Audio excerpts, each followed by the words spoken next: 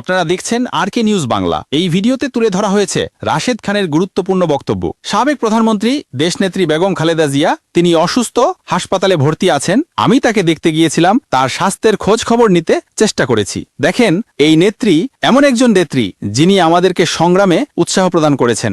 এর আগে বছর খানেক আগে অভ্যুত্থানের পরে যখন সাবেক প্রধানমন্ত্রী বেগম খালেদা জিয়াকে আমি এবং আমাদের দলের সভাপতি নুরুল হক নূর দেখতে যাই, তিনি আমাদের সাথে কথা বলেছিলেন এবং তরুণদের এই অভ্যুত্থানের তিনি প্রশংসা করেছিলেন। তিনি বলেছিলেন যে তোমরা তরুণ, এই দেশের পরিবর্তনে তোমাদের সবাইকে সামনে থেকে নেতৃত্ব দিতে হবে। তিনি সব সময় তরুণ নেতৃত্বকে উৎসাহ প্রদান করেছেন। আমি নিজে গর্ববোধ করি যে সাবেক প্রধানমন্ত্রী বেগম খালেদা জিয়ার সাথে আমার সরাসরি সাক্ষাৎ করার সুযোগ হয়েছে, কথা বলার সুযোগ হয়েছে। এখন তিনি অসুস্থ, তার জন্য সারা বাংলাদেশের মানুষ দোয়া করছে। আজকেও আমরা মাগরিবের নামাজের পরে মসজিদে গণ অধিকার পরিষদের পক্ষ থেকে দোয়ার আয়োজন করা হয়েছিল, সেখানে আমরা সবাই তার জন্য দোয়া করেছি। সারা বাংলাদেশের মসজিদে মসজিদে তার জন্য এইভাবে বাংলাদেশের মানুষ দোয়া করছে, ঘরে বসে মায়েরা বোনেরা দোয়া করছে। এর কারণটা কি? এর কারণটা তিনি সব সময় আপোষহীন ছিলেন। তিনি গণতন্ত্রের জন্য সংগ্রাম করেছেন, তিনি ভারতীয় আধিপত্যবাদের বিরুদ্ধে লড়াই করেছেন। বাংলাদেশের একমাত্র প্রধানমন্ত্রী যিনি ভারতের চোখে চোখ রেখে কথা বলেছেন, আমাদেরকে কথা বলা শিখিয়েছেন। আমরা তাকে নিয়ে গর্ব করি। আমি দৃঢ় বিশ্বাস রাখি এবং আল্লাহর কাছে দোয়া করি